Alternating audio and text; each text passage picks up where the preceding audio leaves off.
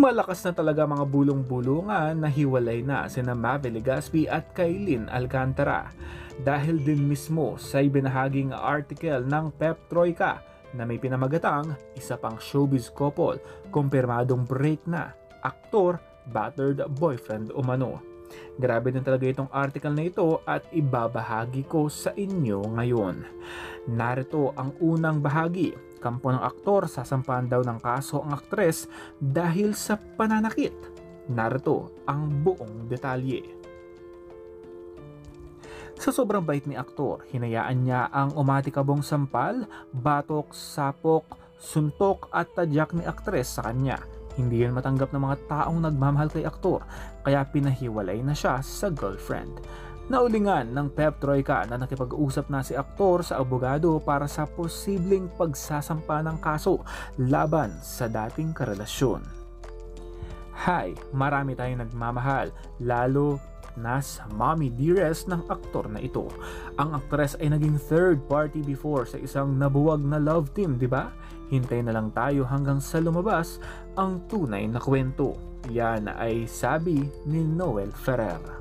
Hirit naman ni Gorgie Rula, nakakawindang ang ganoong balitang nasagap natin. Sinubukan ko magtanong-tanong sa ilang taong malapit sa dalawa, wala raw silang alam. May ilang katrabaho akong napagtanungan, sabi nila, totoong break na ang dalawa, pero wala raw silang alam sa ilang detalye, kung bakit at kung ano talaga ang mga naganap. Pati nga daw, mga handlers ng dalawa ay wala ring sagot. Pati ang abogadong narinig naming kinausap nila ay ayaw ring magsalita. Wala raw silang alam. Nahalata naming tahimik lang talaga sila. Sana maayos na lang at hindi na lumaki ang isyong ito. Huwag na sanang umabot sa husgado. Baka mas mahirap pa sa kanilang mag-move on kung umabot sa ganitong gulo at patuloy na pag-usapan. At yan ang buong detalye tungkol sa blind item ng Pep Troika tungkol sa showbiz couple na naghiwalay at battered boyfriend daw di umano ang aktor. Maraming mga bulong-bulungan at mga nakomento mga netizens na ang tinutukoy dito sa blind item ay sina Mavi at Kailin. Una na nga pumutok ang balitang hiwalay na ang Mavlin dahil sa mga samot-saring cryptic post ng aktres tungkol sa TikTok, tungkol sa I Knew It, mga post nito at in-unfollow niya agad itong si Mavi sa TikTok account. Agad din namang nagsalita o nagkaroon din ng mga cryptic post ang aktres na si Carmina Villarroel, ina ni Mavi Legaspi.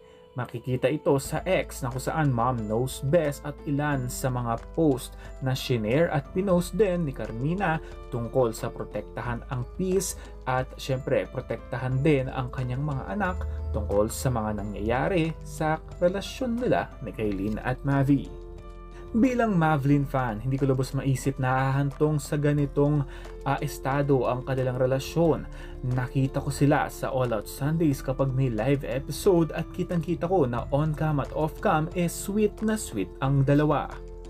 Napakahirap isipin na ganito pala ang mga nangyayari sa kanilang relasyon na tila'y battered boyfriend daw di umano itong si Mavi kay Kailin. May mga netizens na nagsasabi na may attitude daw si Kailin at possessive daw talaga siya sa kanyang relasyon.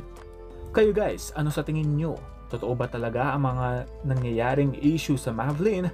Comment down below. And that's all for now. This has been Jigo Manangan TV. Thank you for watching.